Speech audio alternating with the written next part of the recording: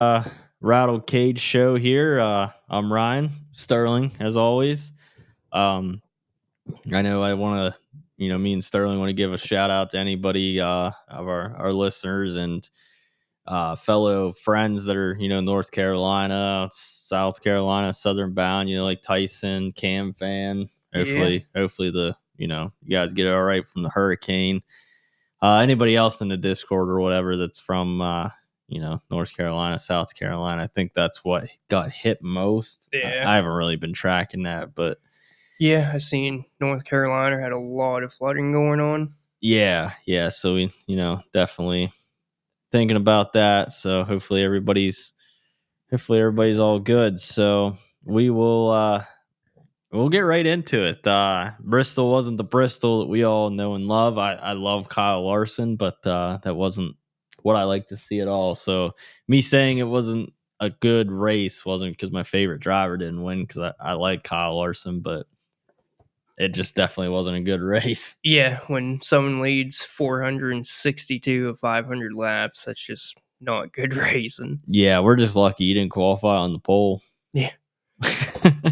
So I had like 100% Larson, and I still didn't do very good just because there was no passing. I expected more passing. Yeah, I definitely did not build for a one Dom lineup or one speedster, whatever you want to use. Yeah, I didn't either. And then but yeah, just terrible racing. I mean, when you have Truex, up there running second or third, and then he got a pit road penalty and goes back, and That was tough to see. it was, and then he can't really pass anybody. It is kind of weird, like, I always put my tinfoil hat on and say Gibbs and Hendrick gets like the special treatment and everything, but like two of Gibbs's team got taken out Yeah. by pit road penalties. So I can put my tinfoil hat away for a while because literally NASCAR penalties almost cost the third one in Denny Hamlin.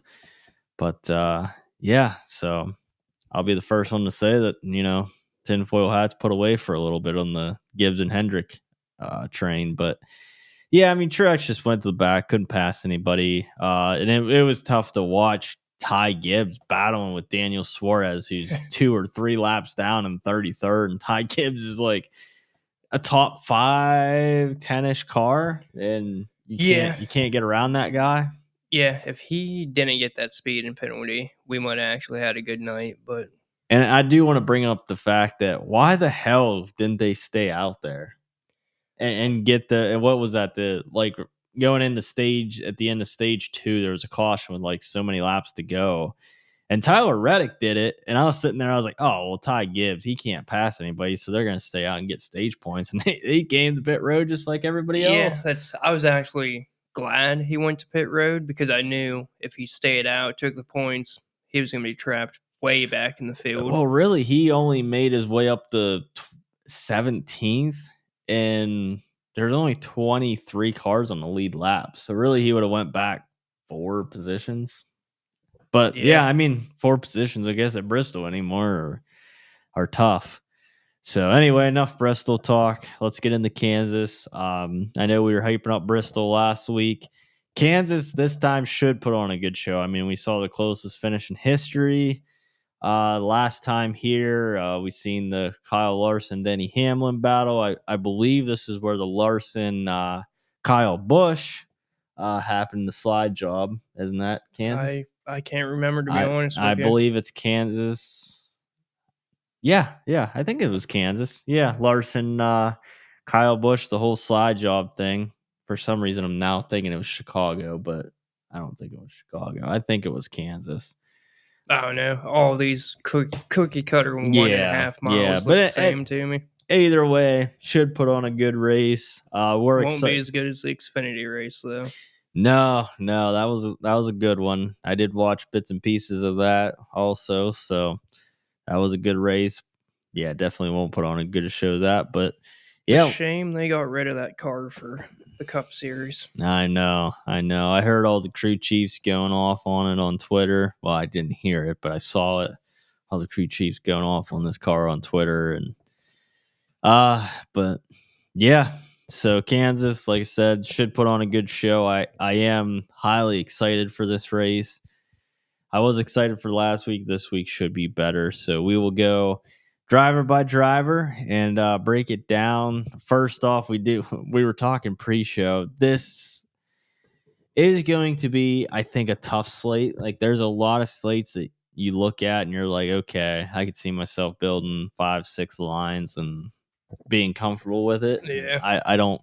This definitely isn't. Like, it's all the dominators that you think are going to dominate are starting up towards the frontish, and then you got a lot of place differentials, so you can definitely max out that 20 maxes and build all different lineups. Like, it's going to get interesting. So right off the bat, you got Larson, 11 and a half, qualifying 11th. He did have a fast practice. He was, I believe, now I was watching it and he was fat. I believe the ticker on the NASCAR, like when you're watching it, it said Larson was first. I assume that's in the one lap.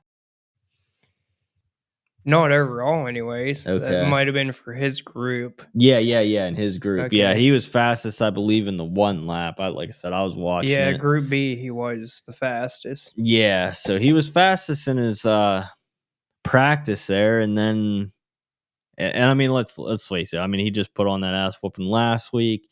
He runs good at Kansas, came out fast as hell in practice.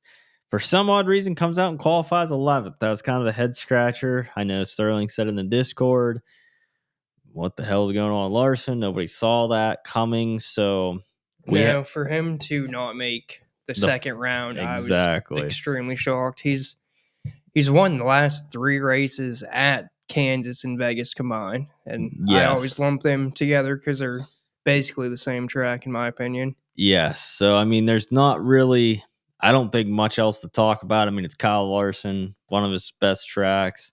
Like Sterling said, he's won the last 3 at Vegas and Kansas's. So, and the last 2 were on the same tire code. So, okay. Yeah. I mean, fire up Larson. Sucks he's qualifying 11th. You're gonna hope that he can get to the front quick. I think if you're building with Larson, he's definitely going to have to win or get a ton of Dom points for you to pay off at that 11 and a half.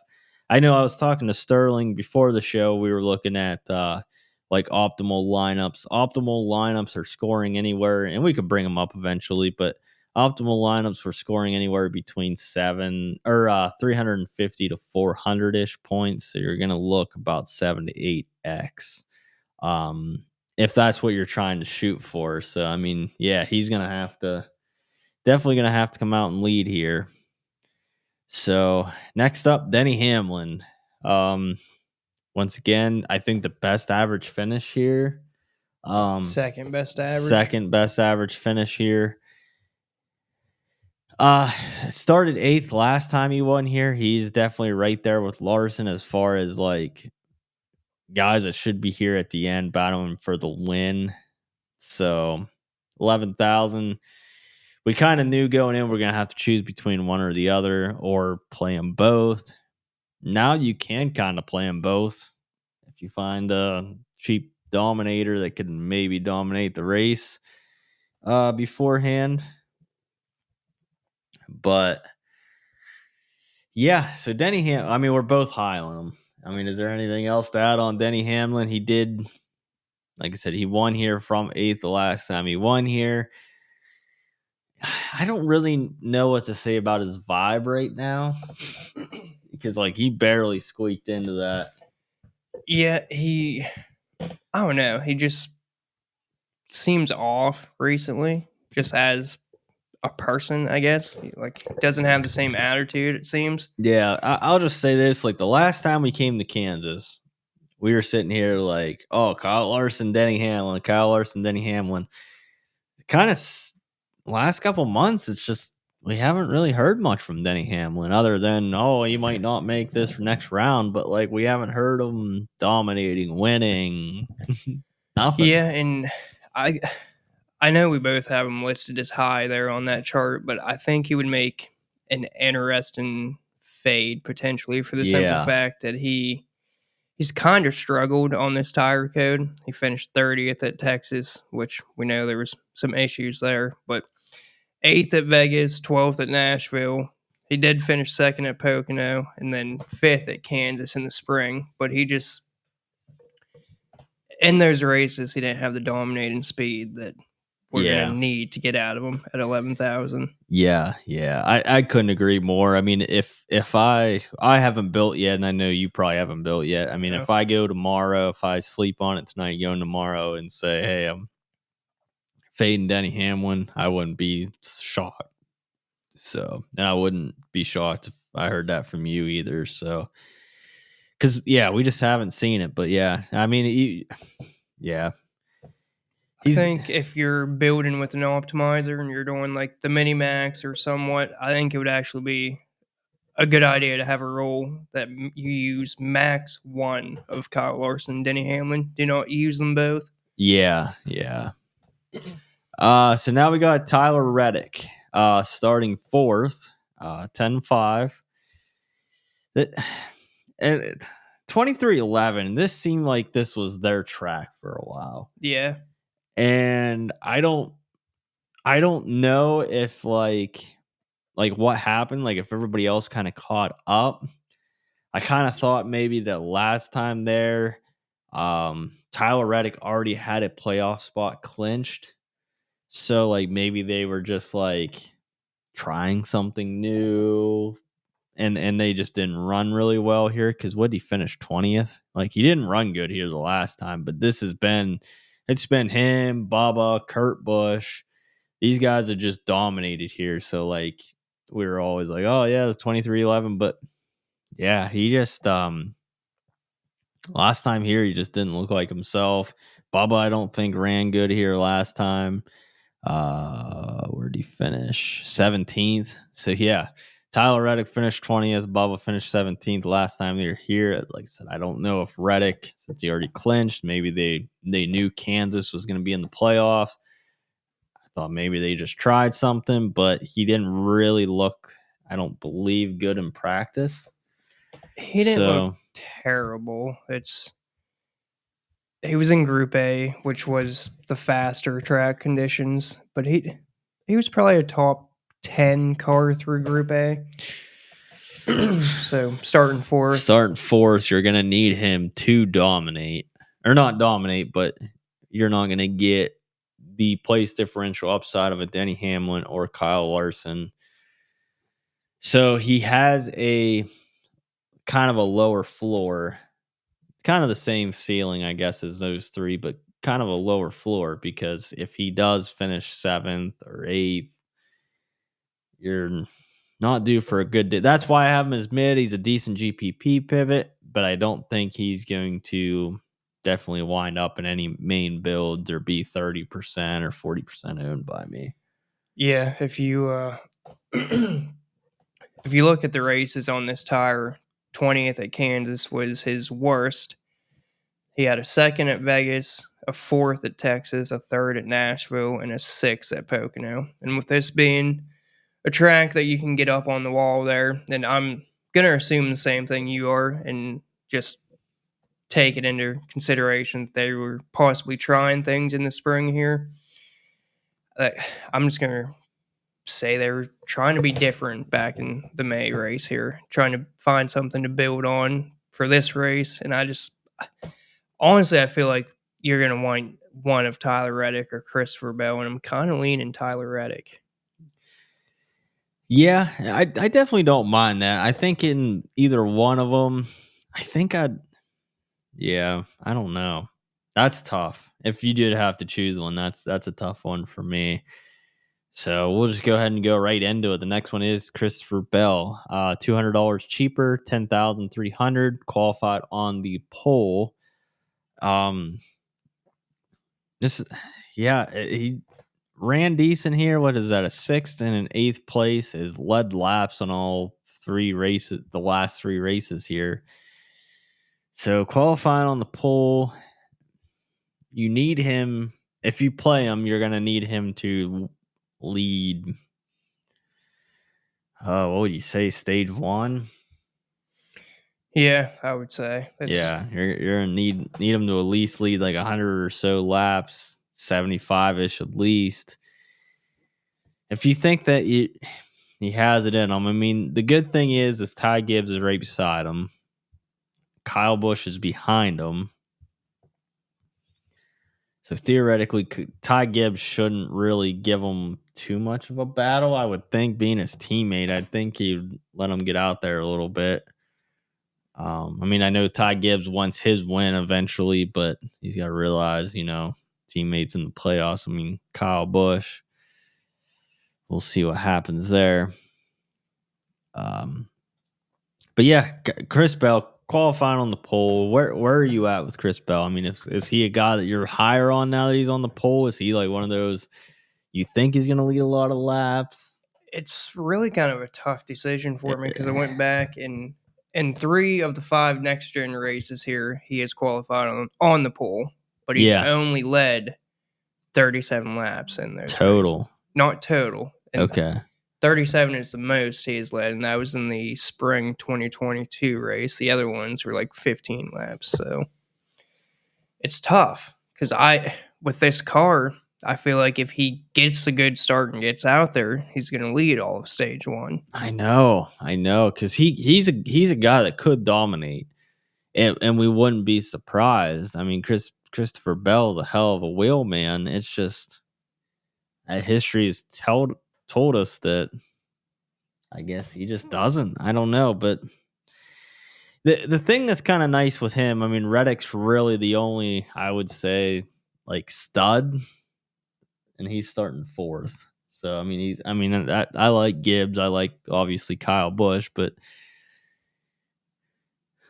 I don't think they're in that top tier yet. So the next Dom I would say is Tyler Reddick, starting fourth. So I mean, he does have a little bit of a cushion, but I mean, Reddick could get up to second in 5 laps. I feel like Reddick could get to second on the first lap, really, and then just Yeah, kind of chase him down and yeah, get around him on the high side there. Because that's one thing to point out between these two is Christopher Bell has said several different times that he's just not comfortable getting on the wall like he used to do in a sprint car. He yeah. just prefers to try and run the bottom line in these NASCARs. But Tyler Reddick is the exact opposite. He likes to be up there against the wall. We all know when it comes to Kansas, that's going to be the fastest way around here. So I feel like Christopher Bell might lead 5 to 10 laps, and then Reddick takes over. Is Christopher Bell, is he a guy that you want to take a stand on one way or another and hope for Rob depends on how many lineups, I guess. Like if you're yeah. doing a 20 max,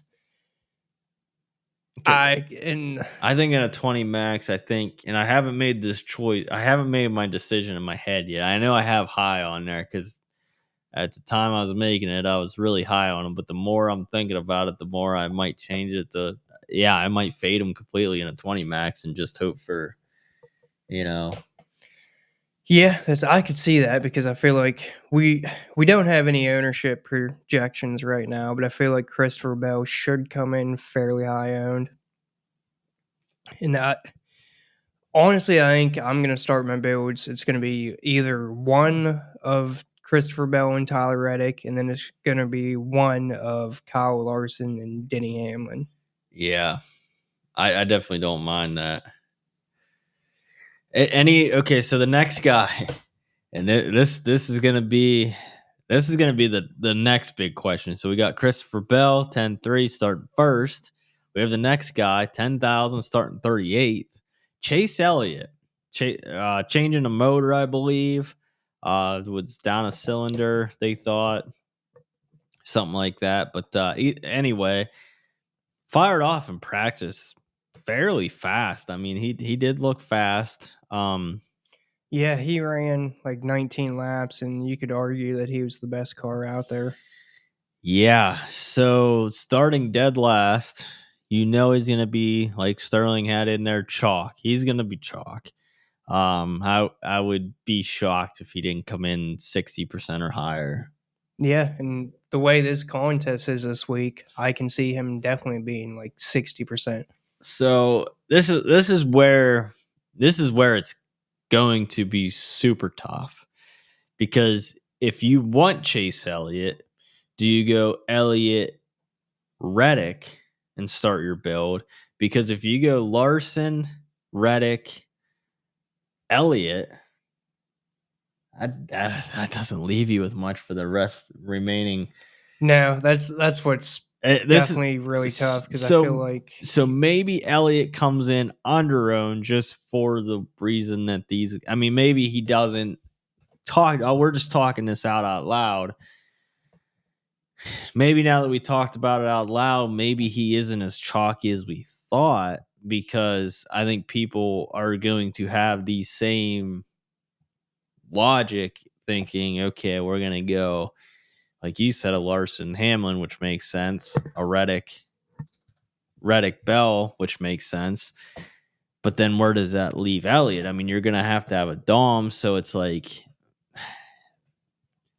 and unless these people are going to try to play, even Ty Gibbs is 9,200, so it isn't even like you could try to like pray Ty Gibbs goes out and takes the lead. Like if Ty Gibbs was his normal like 8,000, I could see that, but maybe Elliott isn't going to be as chalky.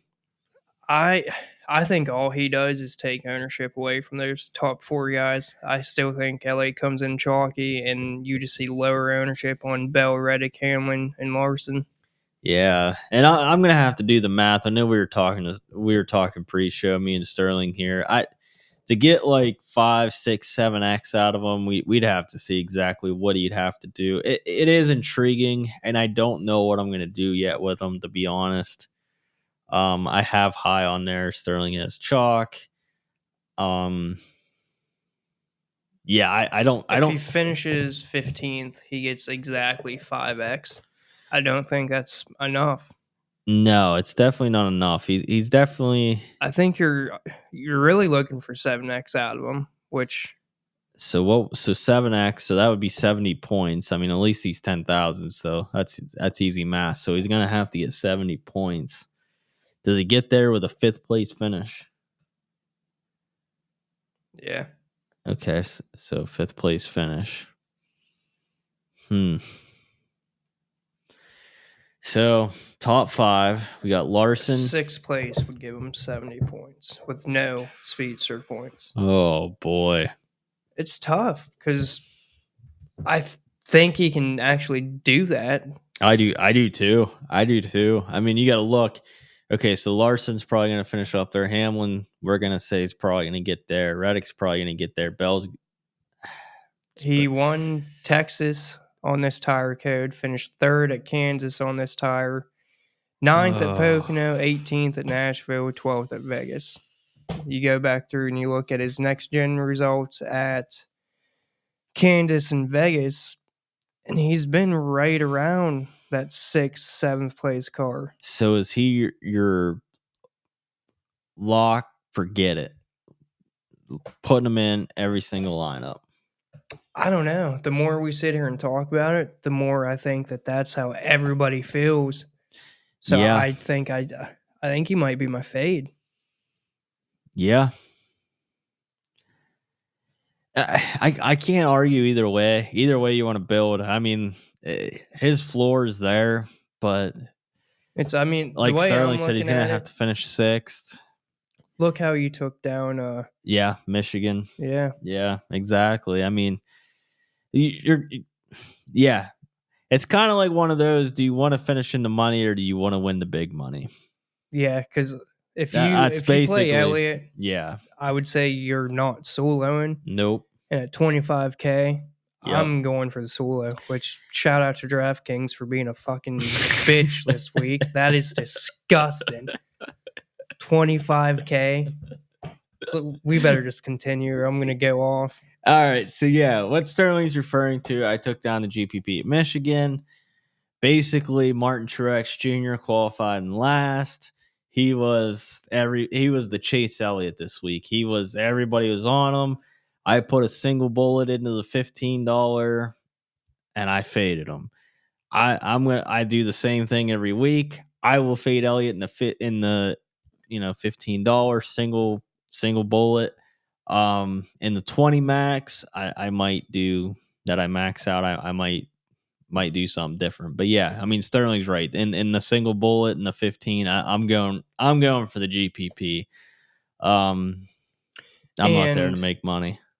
in contests like the spotter and all those other small field high dollar entries, Elliott's probably going to be 80, 90, Yes. maybe even some of them be 100% owned. So you kind of decide there. You either play him for the block or you don't play him and automatically guarantee yourself a solo.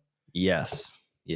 So yeah, it's just kind of how you want to build. You want to build safe? Do you want to build? Do you want to go? Because I mean, if Elliott comes out and even probably finishes 10th, chances of you guys making money, if you fade him, it's going to be tough. Like you're going to have to get the rest of your builds right to Yeah, try to break even. But if something happens to him, if like Truex blew a tire with 10 to go or something like that, if he gets a speeding penalty, if somehow he gets trapped a lap down or something stupid happens. he's going to be back there with all the squirrels, as they like to call Yeah, them. So he so could just get taken out early. yeah, and you look like a genius, and you just if he's 60% owned, you just are up on in the top 40% right off the bat. Yeah, my thing with Elliott though is even if you do play him, you're going to be on all the same builds. Yep, So, yep, but enough of yeah. chalk Elliott talk. All right, so we'll move on. Ryan Blaney, 9,800, starting 7th. This is I wrote in the low at the beginning of the week. He just hasn't ran good at Kansas. As you can see, 23rd, 15th. I think I'm in the right column. Did he really finish 3rd? Or am I in the wrong You might be column? looking at. Yeah, I am. Okay, so 12th, and 16th. Okay. He did actually look fairly good in practice, if I remember right when I looked at it. But starting 7th, 9,800, he might be a decent, like I was talking about, a single bullet. He might be a decent, what the heck kind of play, but I don't think I'm playing him. Yeah, I'm not really sure what I want to do with him yet. He did look fairly decent in practice. Actually put down some decent laps towards the end, and he was in Group B, which was the slower practice group. But the thing is, he did win Pocono on this tire code. I just, looking back through what he's done at Vegas and Kansas, I just think he's pretty much a clear fade. Yeah, I could just see him pulling the usual, finishing 6th to 10th, and you're gonna need him at $9,800 to do more than that. So the next guy, William Byron, 9,700. I know Sterling has low on here. I have mid. William Byron's just a hard guy on these kind of tracks to count out. Like I think he had something for Larson in Vegas before that giant trash bag got on his grill. That cost me a lot of money. Yeah, and I can't remember what happened in the last Kansas race. Oh, he qualified in the back. He was basically this week's Chase Elliott. I don't know why, if he just couldn't move up through the field. I don't know what happened on why he finished 23rd. But yes, it's hard for me to completely just count out a guy like William Byron because he they just show up sometimes. And it's no rhyme or reason. He ran good at Michigan. When I won that GPP, I remember I had him. I think he finished 2nd. So they have the speed. He hasn't really been a good car at Vegas No. and Kansas. He did Well, run 3rd in 2023 spring race, okay. and he also won the 2023 spring race at Vegas. Yeah. And then he was probably going to, if not run 2nd to Larson at Yeah. Vegas until that trash bag. So But the thing that really sticks out to me, you look at the tire code, 10th this year at Vegas, third at Texas, fourth at Pocono, but 19th and 23rd at Nashville and Kansas. Yeah, he's just the guy that just disappeared over the summer, like just flat out. So I, I don't know. I might play him a little bit, not a whole lot, maybe 10-15%, something like that. So something small, just in case. So next guy we're gonna disagree on here. I see Martin Truex Jr. starting 19th. Oh, I do know why I didn't change it, because we did look at his practice speeds. This is why. Um, I didn't get a chance to look at practice speed till about 5 minutes before show, and I did notice that. So I did not get to change my high. I just basically was going off of starting position and past results. But yeah, start 19th. He might look like chalk,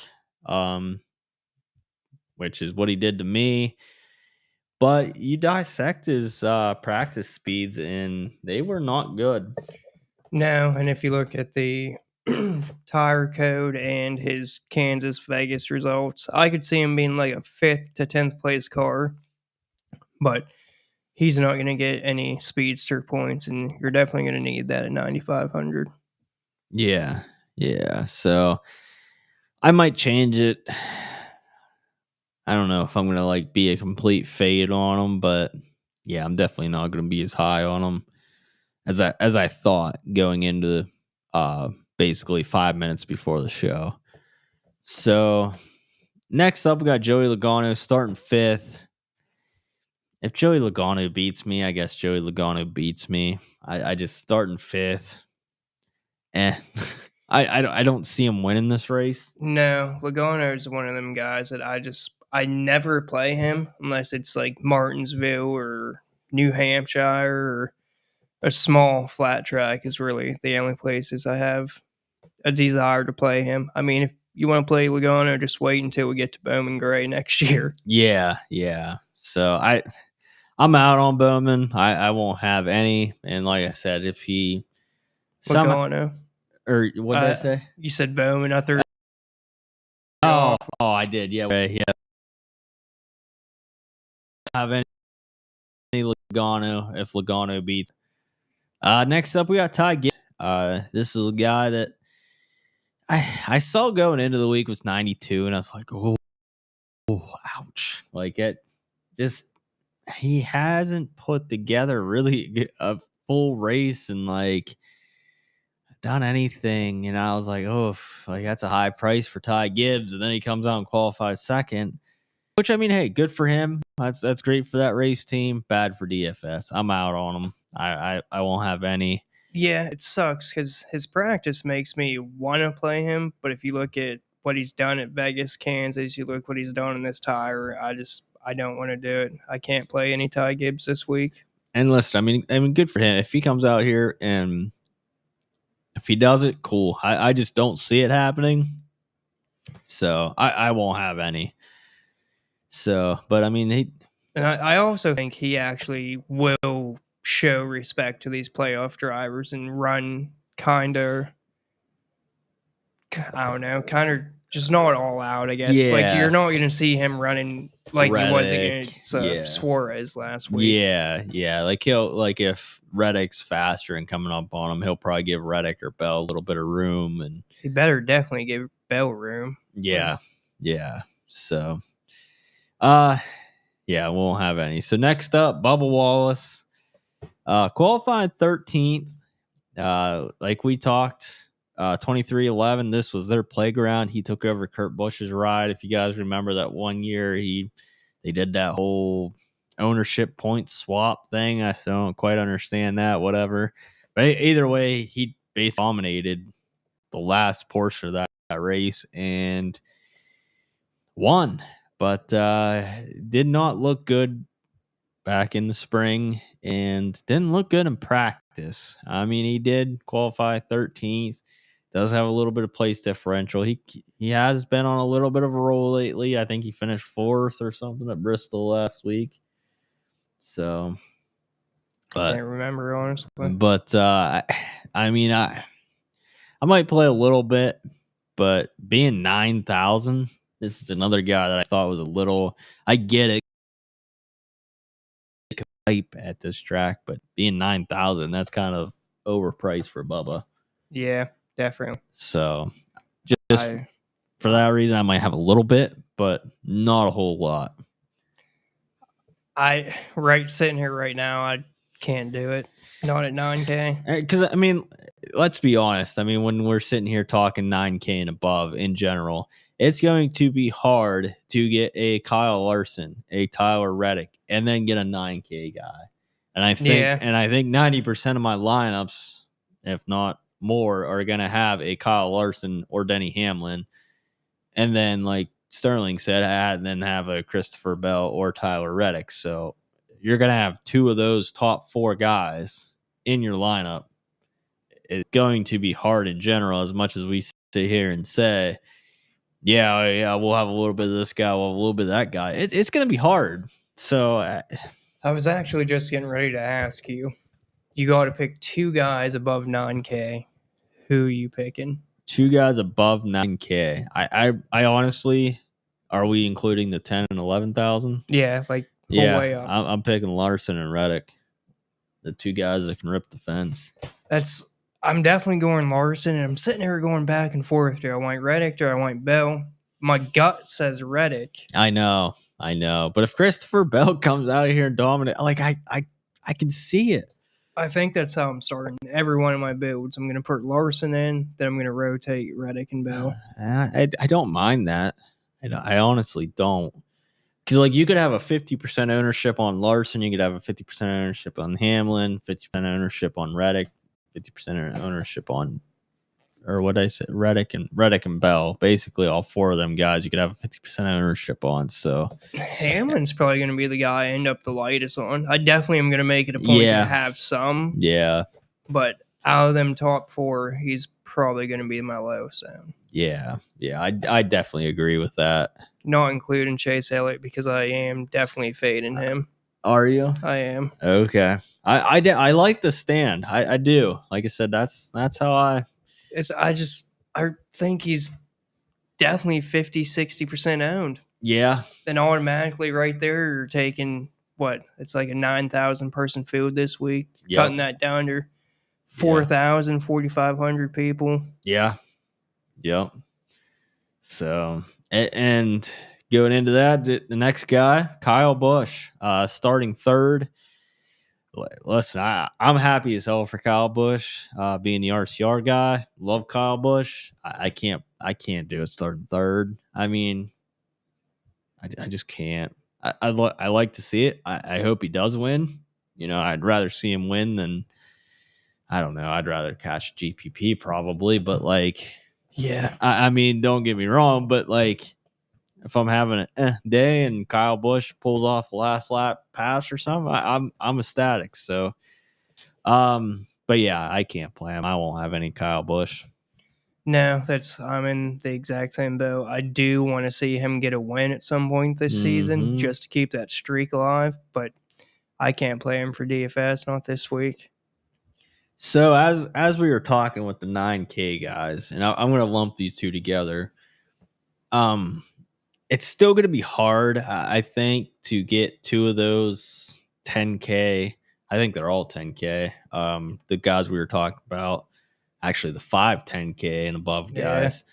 It's going to be hard to get 2 of those and even get to, I think, these 2 guys. But I think I'm going to try like hell to. But that's Chris Buescher and Brad Keselowski. For some odd reason, I said this, a week ago or 2 weeks ago. It seems like wherever RFK car is, the other one's right there. Yeah. And here they are qualifying 25th and 26th. And Chris Buescher was obviously in that close photo finish with Kyle Larson.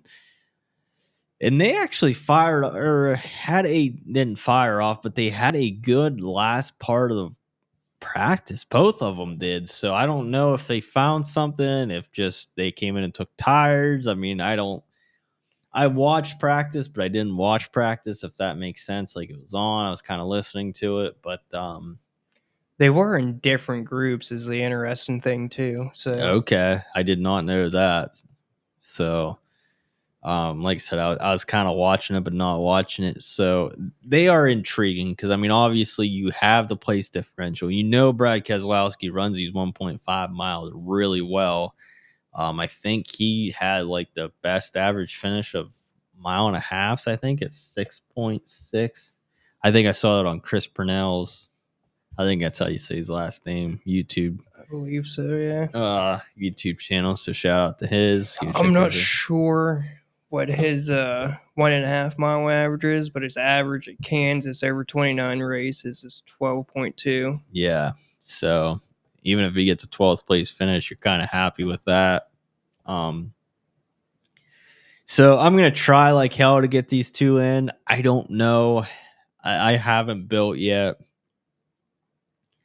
because you definitely don't want to just start punting. I don't feel like there's a lot of good punts. I feel like there's one kind of chalky good punt, but like the rest of them are like hope and praise, kind of, if that makes sense. Yeah, I was just sitting here playing around real quick, and you can actually build some interesting lineups with both of them and Bell and Larson, or like mix those guys in. You're gonna have to definitely punt. Okay. But I think you can get away with like a single punt. Okay. All right. Well, that's good to know. Like I said, I haven't really built yet, so I'm not sure. Sterling, do you want to scroll down a little bit on that? We'll go ahead and continue. If you scroll down, will it scroll down on, or do I have to scroll? We're still playing around with this YouTube, guys. I'm sorry. I will scroll down. Okay, let me see. Does that look better? Yep.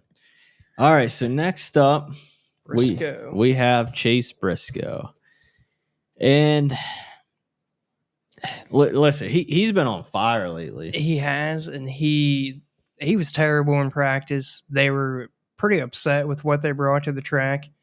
But the thing to note on is Barry and Gregson also brought the same exact cars this week, setup wise and whatnot.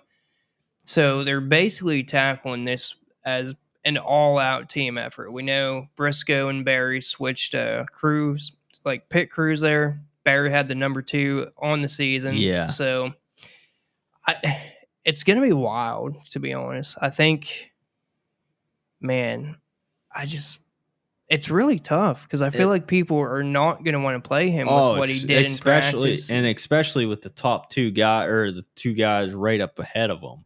Like if you're playing a guy in the 8.85 range, you're looking to Brad K and Chris Buescher, and then even the 2 guys directly below him are going to get some interest over him.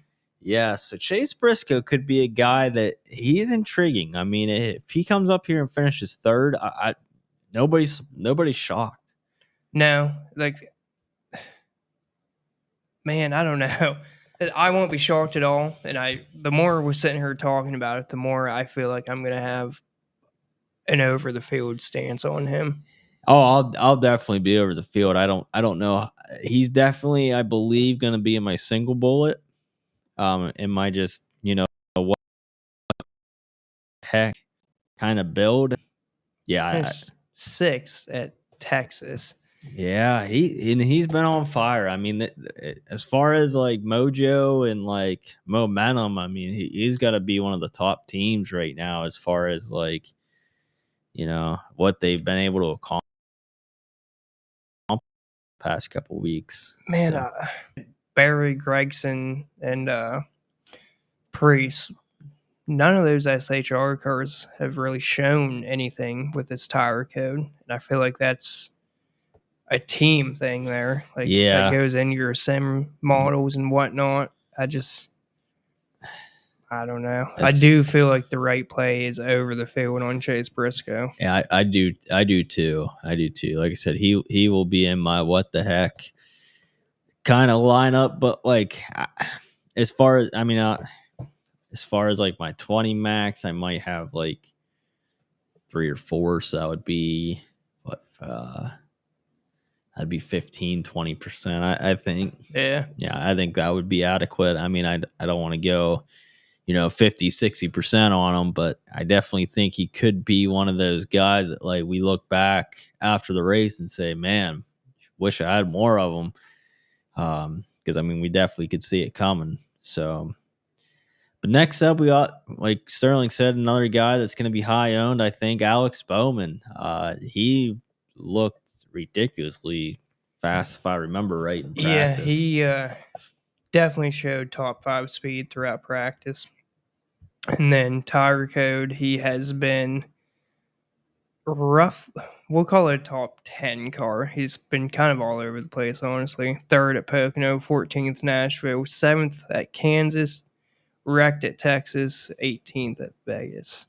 Yeah. So, and he's in a Hendrick Chevy. I'm sure anybody watching this knows that, but I mean, let's face it, And he seems to be like kind of fired up recently with those rumors that he was going to Spire and Haley was Yeah. taking his ride. Obviously, now with the swap between LaJoy and Haley, that is definitely not the case. But I think that actually lit a little fire under Bowman. Yeah. So I will definitely be playing Bowman. Sterling looks like he'll be playing Bowman. So Absolutely, I'm gonna have a lot of Bowman. I'm definitely gonna have more Bowman than Briscoe, and I hate to say that because I feel like Briscoe is the play, but I definitely couldn't agree more.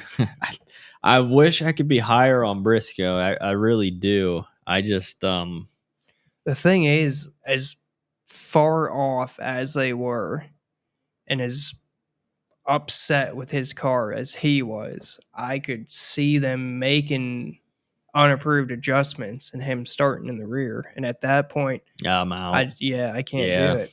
Yeah. I don't know where he is as far as a cut line on Briscoe. It just reset, so I'm not sure. Yeah, I'm not sure either. But I can look it up if you want to talk about Chastain. Yeah, Ross Chastain. Sterling says he'll have some. I said I'll probably have little to none. He was 6th in total speed ranking here last time here. I did get the speed ranking off the iFantasy race, Ryan. So I know every YouTube channel or every NASCAR podcast I listen to say something about iFantasy race. I mean, he's just great follow over there on Twitter. But anyway, he was 6th. Briscoe is actually the last place car in the playoffs right now, -7. Then it's Bowman, Suarez, Cindric. Those guys are below the bubble. Yeah, so Briscoe starting in the back would be a huge blow. So I'm wondering if they just take their 9th place car and just try to just kind of work on it as they go. So if it's midday tomorrow, we get an alert that Briscoe's starting to the back, I wouldn't be shocked, but is what it is. But yeah, Ross Chastain, 19th here, 13th, and then a 5th. He's kind of like he had that good finish at the Glen. I don't remember where he finished at Bristol, but it just seems like he's quietly like having better runs. Yeah. And his practice did not look good. No, and neither did Daniel Suarez's. So they had the fastest. It was kind of misleading because if you're watching it, I was watching it on the broadcast, and they had track houses 1 and 2 because they were the fastest in the 1 lap. But yeah, if you look at their long run speeds, terrible. Him and Suarez. Which that actually might make me want to change my stance and either fade or at least go underweight, since everyone's going to see that and automatically think he was actually fast. And to be honest, the broadcast is like, "Oh, Trackhouse has brought 2 fast Chevrolets here." I hate the broadcast. They never know what the fuck they're talking about. Yeah, I do hate that they only put the 1 lap, on there. But what put me on some type of interest in Chastain is across the next gen races at Kansas and Vegas. It's pretty much been a consistent top 5 to 7th place car. So Yeah. Yeah, I mean, starting 20th, hey, if he finishes in the top 10, I feel like you get, something out of him. But yeah, I don't he know. He has he been, could he could even finish top. I could see him sneaking into like a 6th or 7th. yeah, he's been garbage on this tire, I guess. Though Okay. Suarez has actually been better on this tire than him. But yeah, I like I said, I think I'm kind of like low to out on him just because there are the better options around him. And just like I said, it just didn't look like he had a good practice. So Yeah, and it is worth noting that neither of us have actually built yet. So yeah. Yeah. I do plan on updating their color coding and whatnot there after I build. Okay. Yeah, and we're gonna try to mess around with this, see if we can share this on Twitter and in the Discord. So if you guys haven't joined the Discord, I believe the QR code's up in the top left corner. It should be in the YouTube bio. I believe that's what it's called. I don't know. But anyway, guys, it's full of guys like me, Sterling, Cam Fan, Brad. It's guys that have taken down GPPs. What do we have? What do we have? Two guys go into the fantasy world, or what is it? I think we have just one. Just There one. was 3, maybe 4 or 5 guys that qualified for the top 100, but Yeah, only one. is going to the Roval. Yeah, one's going because of his buddy, right? Yeah, Yeah. Okay. So yeah. So I mean, we've got a lot of guys that take down GPPs that have went to this fantasy world. What is the fantasy racing world championship. yes fantasy racing world championship? So we do have a lot of sharks in there, and Sunday mornings are just full of. Are we playing this guy? Are we playing that guy? Are we doing this? Are we doing that? And everybody's as transparent as possible. So if you're not in that Discord, you're missing out. Yeah, and when you say transparent, that's the best way to put it. If they tell you they aren't playing this guy, they are not playing that guy, and Yeah. they will give you whatever reason. Oh, yeah. Yeah. So, I mean, if you're a novice, if you're, even if you're a seasoned vet, I mean, it's just good to be with like-minded people and to bounce ideas. So if you're not in the Discord, definitely get in that Discord. Yeah, we even get we've been having old Brandon Cruz in there more Yeah. often Yeah. recently. Yeah. Cruz has been in there. So, yeah, but next guy. But yeah, we were gonna. What I was getting at is we were gonna try to figure out how to share this in the Discord. We are gonna try to share this on our Twitter page. I got to figure out how to just share that page. I haven't quite figured it out. I haven't quite messed with it, but I'll get it figured out. So once we get everything updated, we'll share that to Twitter, Discord. You'll see who are high, who are low, everything like that. So next up, we got Austin Cindric. Uh, Honestly, just when I filled out this chart and saw his past results, I was like, unless something flies off the page in practice, I mean, how 31st, and 37th. So, I mean, that's just this isn't his track. No, which I don't really know a track that is Austin Cindric's track. I think these next two tracks are going to be an Austin Cindric track. So, I mean, I could see him moving on, but I mean, he's going to have to get lucky. Obviously, at a Talladega, Roval, he's decent. Yeah. But yeah, this isn't his track. I'm out 100% fade. Next up, Daniel Suarez, starting 10th. And he just, listen, I mean, it was cool. He made the final 10. I don't know.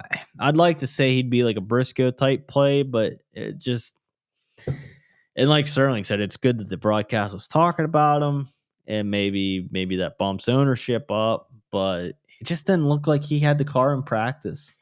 Now, like he needs to stay where he's at, finish top Yes. 10 every stage and whatnot. But I just honestly, if he's top 15 at the end of the day, I will be shocked. Yes. So yeah, I don't. not much. His best finish at Vegas and Kansas across the next gen era is 10th place. He has those twice. Yeah.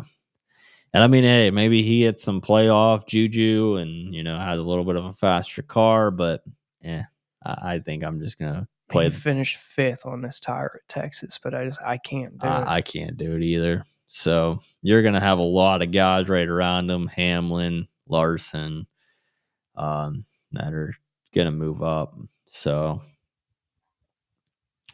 next up, we got, I guess Denny Hamlin starts in front of him, but still.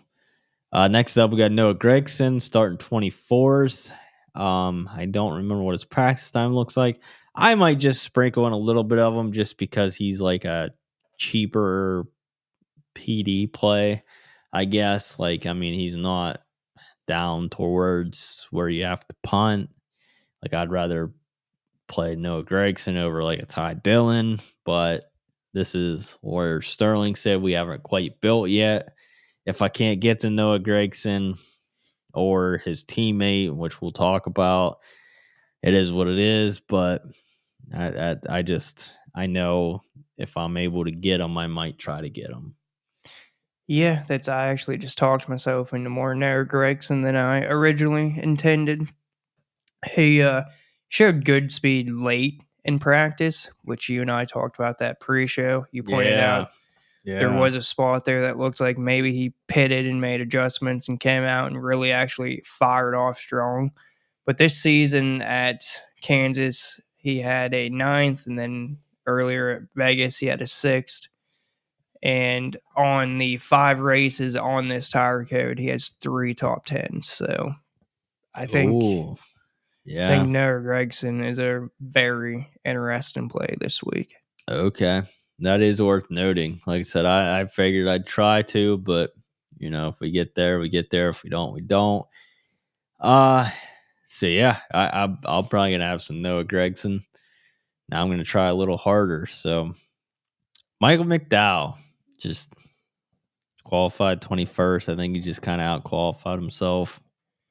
Yeah, I think that's right around where he finishes if he's lucky. I think he's like a 20th, 25th place car. So I'm not gonna have any of them. I have zero interest.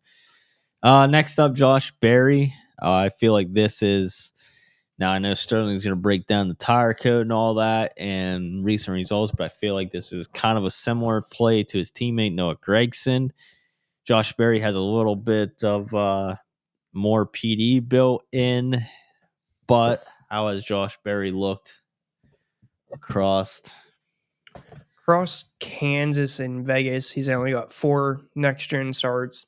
15th at Kansas in the spring, 20th at Vegas, and then a 25th and a 29th at the last year's Vegas and Kansas races. Yeah, so tire code though.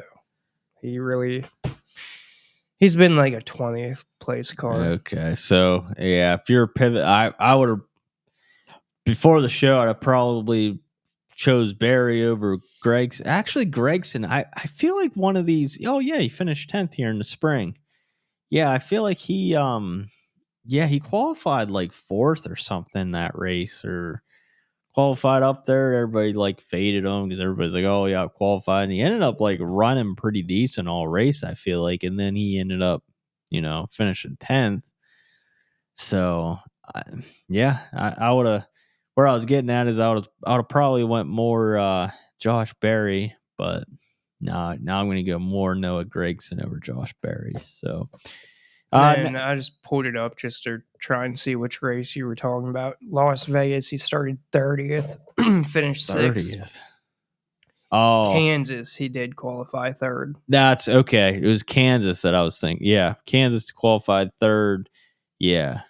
Yep. Ended up finishing 10th. So next up we got Stenhouse, qualified 18th. I feel like that's right around where he's gonna run if he's lucky. He might go to 15th or something like that, but I feel like that's just is what it is for GPP. He does have a 12th place finish here. I mean, even if he finishes 12th, just now.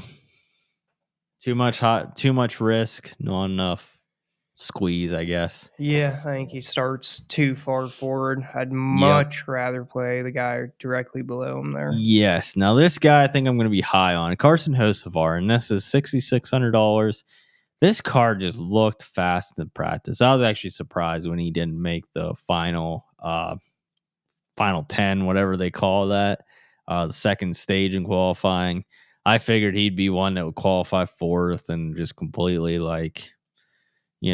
kick off our DFS board. But qualifying 14th, I mean, Spire's just been on a roll the past couple weeks, and I think it's going to continue. I think I'm going to be high on Hocevar.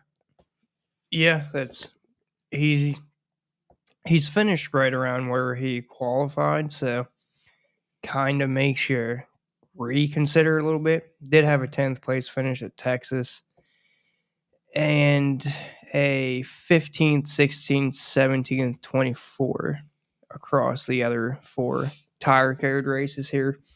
But the way he fired off in practice was fast as fuck. Yeah. And I feel like he has a top 10 car. And if we've seen him run top 10. Yes. With a car that wasn't top 10. So yes, I feel like he gets there and gets it done at 6,600. Is that what his price is? Yes, 6,600. And down in that range, there's not many guys I'm gonna have any interest in. No. I know that's what kind of we hinted at, like no chalk. I mean, Austin Dillon qualifying 22nd. We feel like he probably outqualified himself. Am I right saying? I mean, honestly, he's looked really good here at Vegas and Kansas across the next gen era. Hasn't been the best on this tire. What do he look like in practice? Yeah, I'm curious about his practice time. His practice looks like he should run right where he qualified. So. Yeah.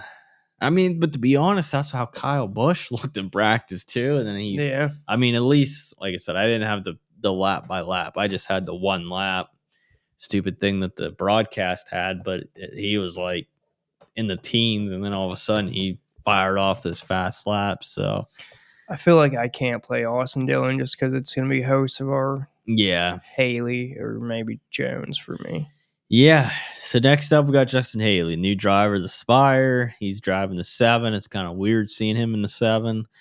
Like we were just talking about with Hocevar. I mean, Spire's been on a roll. I mean, what do I want to say? How equated does he get, and how quick does he pick up on different things from his?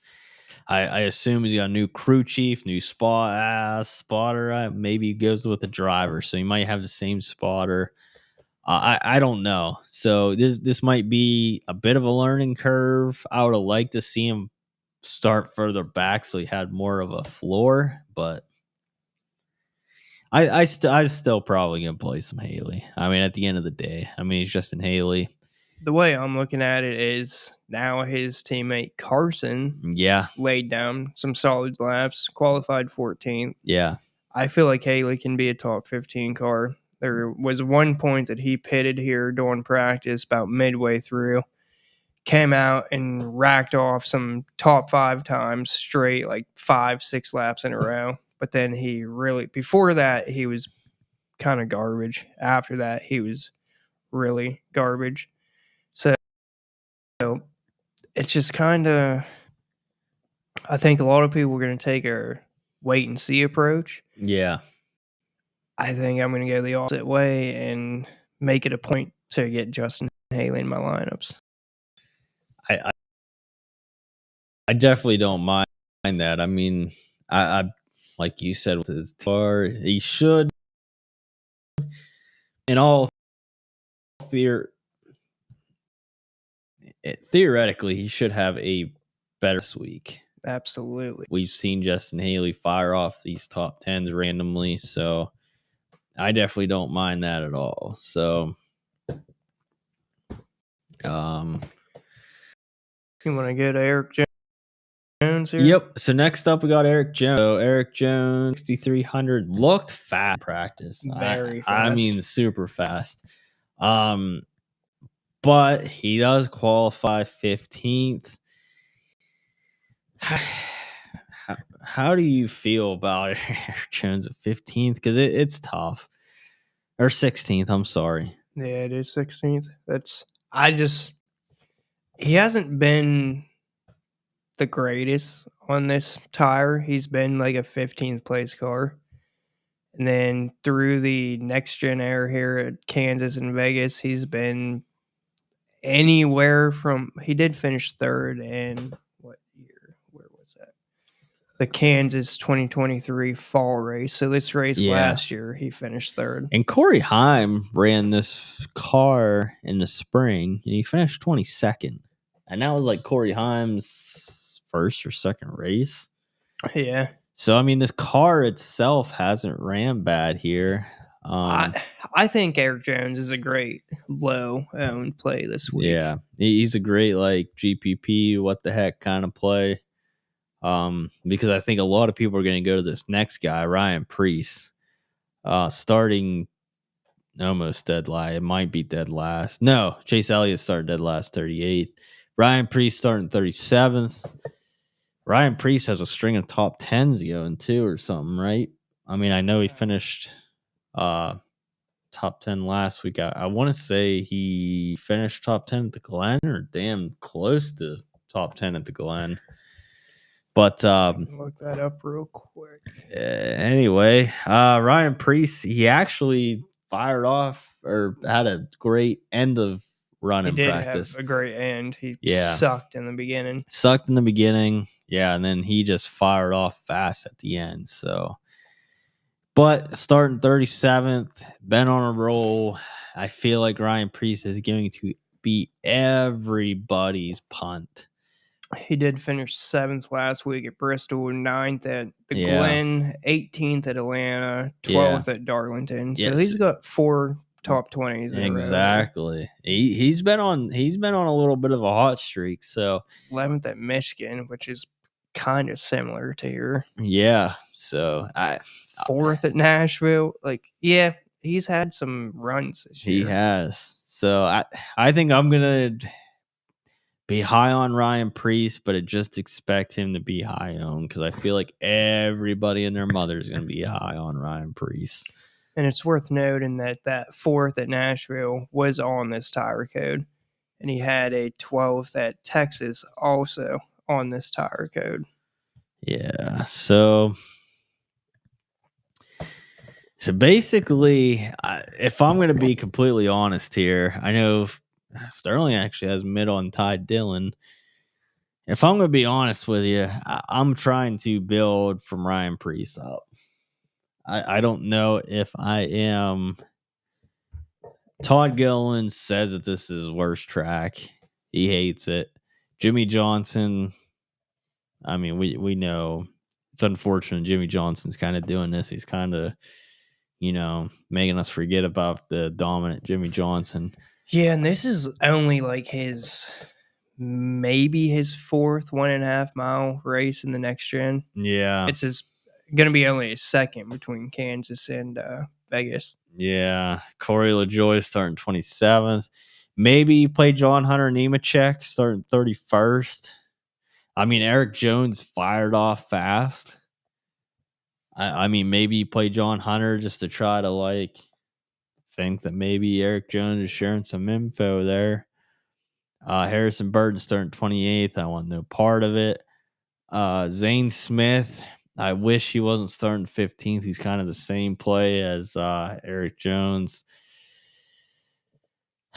I don't know. I can't do it, but we have seen Zane Smith on a run lately too. Yeah, it's. I don't know about this bottom range, honestly. Yeah. I feel like their guy I'm going to have the most of is probably, honestly, JJ Yelly, just because he's the cheapest. He's starting pretty much dead last. And I'm not looking for him to do anything. I'm just going to be spending up a lot. If I had to play somebody in the 5K range, and it's ugly to say. It might be either John Hunter or it might be Ty Dillon. I mean, Ty Dillon's got the colleague car. I think Ty Dillon's probably the best play in the range. Yeah. Starting 32nd. Yeah. Going across the next gen air, he's only missed 2 races at Vegas and Kansas.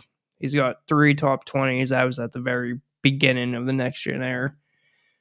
Really, he's been like a top 25-ish place car here. Okay. And then he only has 1 race on this tire code, and it was at Texas, finished 16th. Okay. Which is really interesting. So, yeah, basically, I think Sterling said Ty Dillon. Daniel Hemrick, we looked at this pre-show. He fired off random fast laps at one point in practice, but I don't trust it. But, yeah, Zane Smith out-qualified himself. Yeah, basically, for me, I think it's Ty Dillon.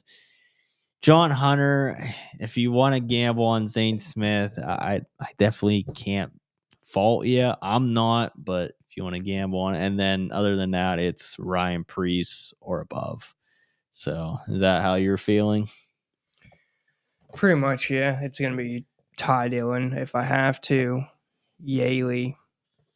That's really it in the 5K. All right. So let's go over to DraftKings now. Is there anything else you want to talk about here before we start making a lineup? No, we can kind of try and just go over the optimal lineups real quick. Okay.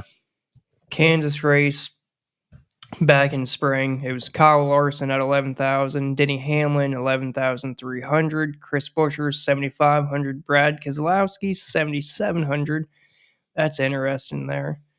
And then John Hunter Nemechek 6,000, Todd Gillen 5,200. Total salary used was 48,700. Total points was 372.4. And then there was, let's see here real quick. There's 3 dominators in this race. 2 of them scored just over 28 points, and 1 scored 18. Okay. I want to rephrase that and call them speedsters. There we go. All right. So we got DraftKings pulled up. All right. So GPP let's go cash. Let's go cash first. So we said Reddick Larson. All right. So in cash, should we go Chase Elliott? In cash, I think you gotta go Chase Elliott, which is gonna make this really hard. It is gonna make it hard, but let's just see what we can do. So Reddick, Larson, Chase Elliott. Let's go down to Ryan Preece.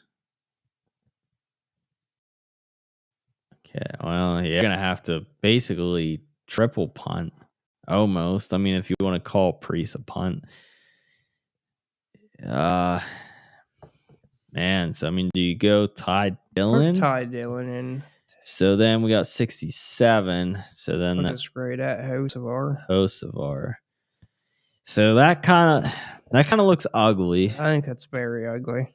That is a very ugly lineup. But if you feel good making a lineup, then chances are somebody else has already made it. So let's try one more cash. Let's try going Chase Elliott.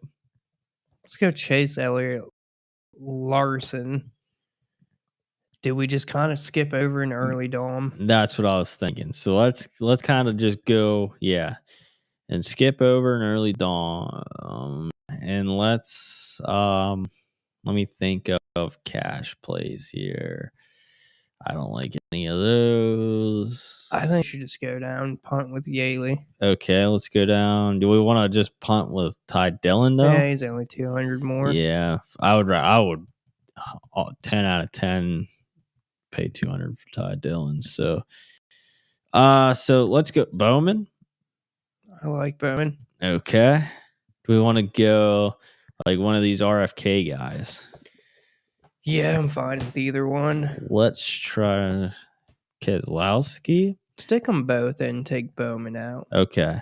Let's do it. RFK, take Bowman out. So we're left with 65. I think Hocevar is what, 66? Ugh. Do we go Haley would Yaley? be Yeah. interesting. Okay. I don't mind that one. Yeah, I much prefer that one. Okay.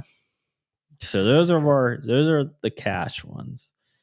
So let's try a GPP. What the heck? Throw it all out there. So we're fading Elliott. I think you still want to start like a Larson Reddick. Now I think this is where we play Briscoe. Yeah.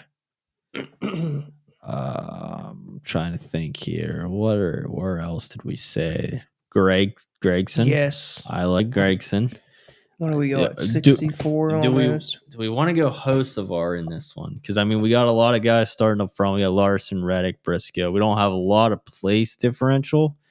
If we play Hocevar, I think if we go Hocevar, this is like a for sure solo line. okay, Hocevar, and then that's Priest. 61. Oh wow, I actually really do like that. Actually really do. I said actually twice. I know I did. All right. So anyway, Larson, Reddick, Briscoe. We do have a lot of place differential in there, really. Yeah, that's I mean, I really actually like that. Like, it feels like we don't, but we kind of do. I like that a lot. I don't think that is a lineup that is played. No. So, all right. Well, we made some lineups. We went driver by driver. Who's your pick to win? Oh, put me on the spot there. Pick to win. Damn it. I'll look real quick at something. I think my pick. I think I'm going to go Larson. I think he goes back to back. I think that makes a ton of sense. And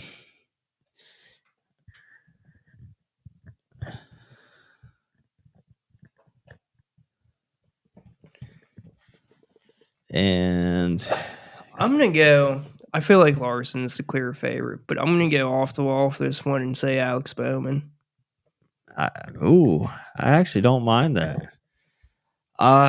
Who is your ballsy fade? It's got to be Elliott, unless you want a different one. It's got to be Elliott. Yeah. I think Hamlin's a good fade. It's rare that we're actually like on the same page with everything here, because I was going to say Hamlin is. I think Hamlin's almost a fade. Like, I think you could easily fade him and feel all right about it. Yeah. But like I said earlier in the show, he's a guy that I feel like I need to make it a point to get some. Yes. So, Elliott fade. No, or don't. I mean, this is just us talking. We're not telling you to fade. Hamlin. My other one would be like a Christopher Bell. I think if I wanted to be, ballsy. I'll probably fade that 98 down to 88. Fade all of them guys. Yeah. I don't know what the hell happened to our screen there. But yeah, honestly, that's pretty much it. That's what we were talking about was Cindric, Suarez, no interest, McDowell, Stenhouse, Dillon.